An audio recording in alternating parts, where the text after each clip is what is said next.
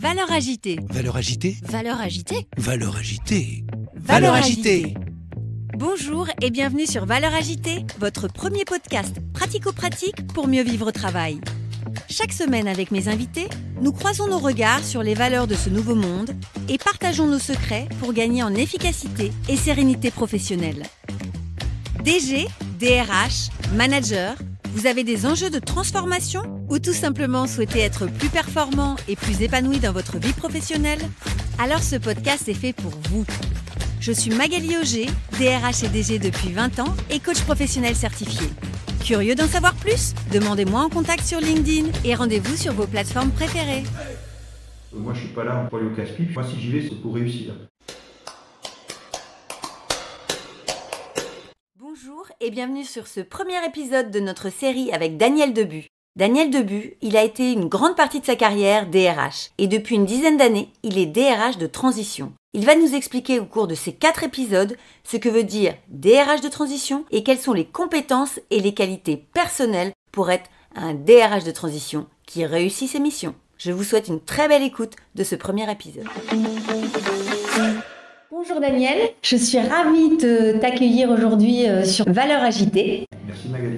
Aujourd'hui, nous allons pouvoir faire ta connaissance et surtout comprendre à quoi correspond la terminologie manager de transition et en particulier DRH de transition. Très bien. Donc, je te propose pour démarrer de nous expliquer quel est ton métier et surtout à quoi il sert. Alors bon, le management de transition, c'est vrai que ça commence d'être de plus en plus connu, en France en particulier, puisqu'en fait son origine est plutôt, on va dire, de pays anglo-saxons.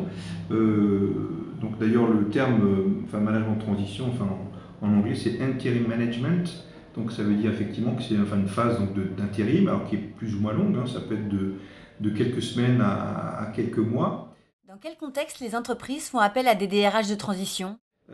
Donc sur des problématiques, alors souvent très diverses et variées. Alors si on parle des DRH, ça peut être simplement du management relais qui actuellement se développe en fait de plus en plus, puisqu'il y avait en termes de proportion, c'était peut-être 20% encore il y a 2 ans. Maintenant on est plutôt passé à 40% selon les dernières stats de la profession. Alors on est appelé aussi effectivement lorsqu'il y a parfois un peu de grabuge, c'est ce qu'on appelle effectivement de la crise, donc c'est une gestion de crise, ça c'est un des motifs pour lesquels on peut faire appel à nous, crise sociale bien sûr si on parle des DRH, c'est aussi toute la partie de transformation, transformation c'est-à-dire que c'est évolution, c'est parfois relativement profonde, qui vient bien sûr du business au départ, qui a certaines conséquences sur l'organisation.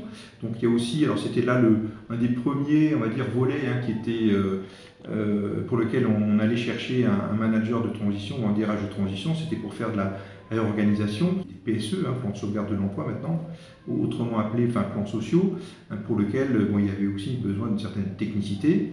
Maintenant, on va dire, le panel s'est bien plus élargi depuis quelques années déjà, avec effectivement des besoins très très divers et variés des entreprises et de quelle que soit la taille d'ailleurs. C'est très très large également parce que les ressources humaines, on dit c'est un peu un mot valise dans lequel on va trouver un certain nombre de sous-fonctions qui sont on va dire des spécialités en tant que telles.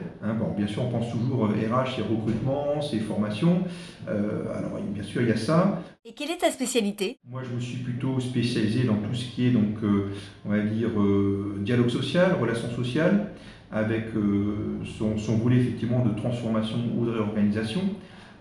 Et ça, c'est vraiment cette compétence-là, une des premières compétences que je mets en avant, moi c'est celle-ci. La seconde, c'est tout l'aspect CompEdBen. Alors CompEdBen, c'est Compensation and Benefits. Donc c'est la partie en fait gestion de la masse salariale, des évolutions de grille salariale, des comparaisons de salaires par rapport au marché, au sein de l'entreprise, par rapport à d'autres entreprises qui ont une même activité, et qui servent de base souvent aussi par exemple pour le recrutement. Quelles sont les compétences qui te sont nécessaires pour réaliser ces missions ? Si je devais, on va dire, me résumer en 2 compétences clés, ce serait celle-ci, dialogue social, relations sociales et donc toute la partie, on va dire, budgétaire, salariale et gestion salariale. Moi, je m'assois sur certaines bases juridiques déjà maintenant bien solides, hein, sur lesquelles il ne faut pas être effectivement pris en défaut. Il faut suivre l'actualité également, je dirais, en permanence. J'en ajoute peut-être une troisième, évidemment c'est l'anglais, puisque on est dans un monde, on va dire, cosmopolite et puis mondial. Donc l'anglais fluent, donc dire courant, qui effectivement est une nécessité. Alors, est-ce que tu peux nous dire combien de temps dure une mission de transition? La mission, c'est très très variable. Moi, j'en ai fait, la plus courte que j'ai pu faire, c'était 2 mois. Donc, j'étais simple, entre guillemets, consultant, donc en support d'une DRH de division au sein d'un grand groupe industriel. Et c'était allé déjà, en ce qui me concerne, jusqu'à 18 mois. D'ailleurs, j'ai eu 2 expériences qui sont allées sur cette durée-là. Pour une société, une industrielle, l'autre de distribution dans l'agroalimentaire. Donc c'est vraiment très très diversifié. Donc ça veut dire qu'on peut être DRH de transition dans tous les secteurs d'activité?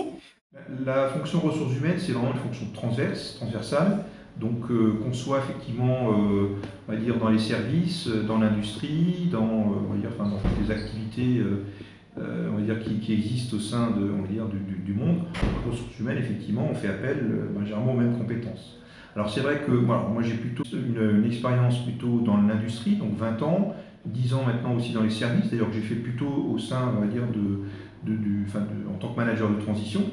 Mais encore une fois, alors parfois c'est plus facile effectivement en venant de l'industrie d'aller dans les services. L'inverse n'est pas toujours évident pour certaines raisons. Tout dépend de chacun qui a ses capacités aussi d'adaptation, d'agilité, comme on dit aujourd'hui, et qui effectivement est aussi une des autres qualités qui est demandée lorsqu'on est manager de transition.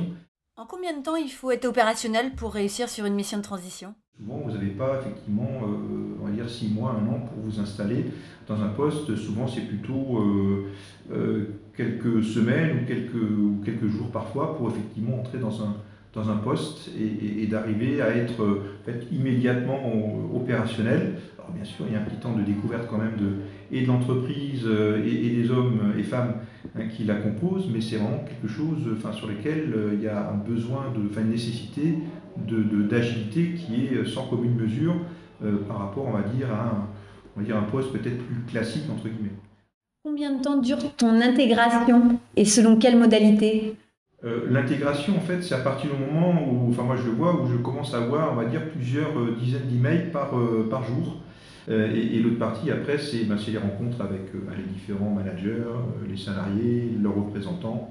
Donc, qui fait effectivement aussi, en fonction bien sûr des sujets et des problématiques qu'il y a à traiter, qui permet ensuite d'entrer très rapidement dans le vif du sujet et d'apporter aussi, autant que possible, l'expérience que j'ai pu avoir par ailleurs, c'est-à-dire être très très réactif parfois réagir par réflexe sur certains sujets, et puis d'arriver à dépatouiller ou à couper le nœud gordien qui peut parfois exister, on va dire, dans certaines situations. Est-ce que tu peux me dire si tout le monde peut être DRH de transition? Est-ce que tous les DRH peuvent réussir à effectuer des missions de transition? Et sinon, quelles qualités il y a besoin? Les qualités qui sont nécessaires, je le disais, c'est vraiment l'agilité. Donc c'est la facilité aussi, on va dire, à comprendre les situations, à avoir une certaine vision aussi, on va dire, des choses, sur les gens également, voir les réactions potentielles. Donc ça, c'est un peu l'expérience qui le fait. Donc ce qui fait que, alors même si maintenant, dans la profession du management de transition, on a beaucoup de plus jeunes qui arrivent. Alors moi, j'ai fait ça il y a bientôt 10 ans. Donc à l'époque, j'étais encore jeune, j'avais à peine 46 ans. Mais derrière, déjà un background, une expérience assez diversifiée, à différents niveaux aussi de responsabilité. Et je pense que c'est plutôt cet aspect-là qui va permettre comment dirais-je, je ne vais pas dire de réussir, mais en tout cas de s'intégrer beaucoup plus facilement dans le contexte dans lequel la personne va être plongée. Alors, tu nous disais que tu as démarré tes fonctions de DRH de transition à 46 ans, donc c'est aujourd'hui défini comme les seniors, et je le dis d'autant que j'en fais partie, donc c'est absolument pas une critique.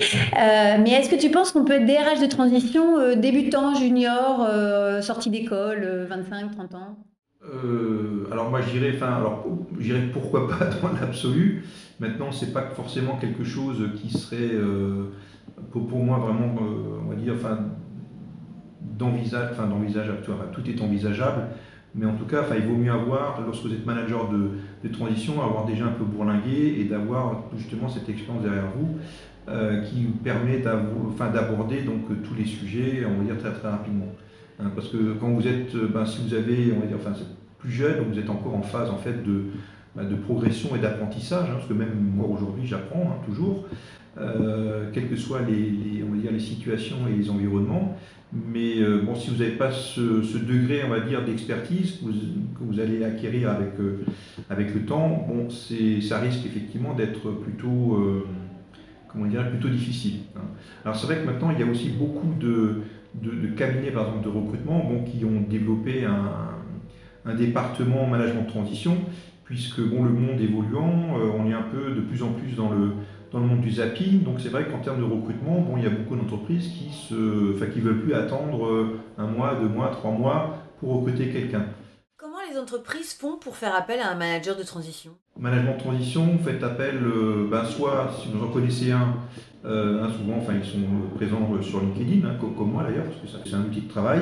Sinon vous avez aussi les cabinets, management de transition, pour lequel effectivement lorsque les entreprises les contactent, c'est que déjà ils ont un besoin, ils arrivent après à le qualifier autant que possible, et après c'est au travail donc du cabinet de pouvoir proposer, on va dire, une shortlist en fait très rapidement.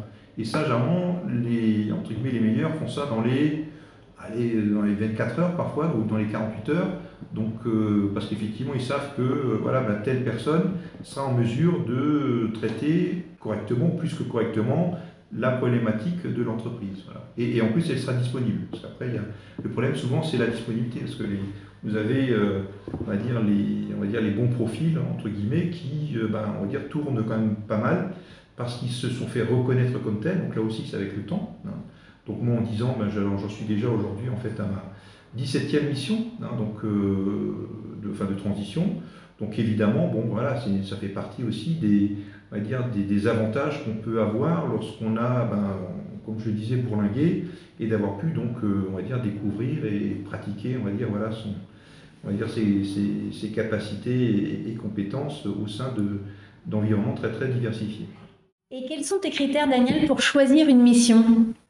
La mission, alors moi je vais prendre l'exemple dernier, c'était juste avant le départ de mes vacances en fait, alors c'était une semaine un peu de folie, dans le sens où j'ai eu pas moins de 12 contacts hein, sur quasiment en même temps, ça s'est déroulé sur la semaine. Donc alors c'est vrai qu'il y a aussi, on va dire, un phénomène on va dire, de demande hein, qui était assez fort. Bon, j'ai aussi réussi à me faire, on va dire, identifier. Ma marque employeur, c'est moi-même. Hein, c'est moi qui gère ma propre image. Et jusqu'à présent, je touche du bois. Hein, j'ai toujours réussi mes missions. Donc ensuite, après, vous avez une réponse. Alors certains prennent un peu plus de temps pour vous recontacter, pour prendre rendez-vous avec, on va dire, les dirigeants des sociétés. Donc moi, sur le principe, si bien sûr la mission m'intéresse, c'est toujours le principe du premier arrivé, premier servi, hein, parce que un tu l'as, vaut mieux que deux tu l'auras. Donc ce qui permet aussi effectivement d'éviter ou de restreindre en tout cas fortement ce qu'on appelle les intermissions, c'est-à-dire que entre la fin d'une mission précédente et le début d'une nouvelle, parfois c'est très variable, parfois c'est ça m'est arrivé de terminer un vendredi puis de redémarrer un lundi, parfois c'est quelques jours, parfois c'est quelques semaines. Bon, il y a eu des périodes également peut-être un peu plus de creux. Maintenant, c'était il y a 3-4 ans où effectivement, ma plus longue période d'intermission, ça a été de 3 mois, je ne vais pas dire de bêtises.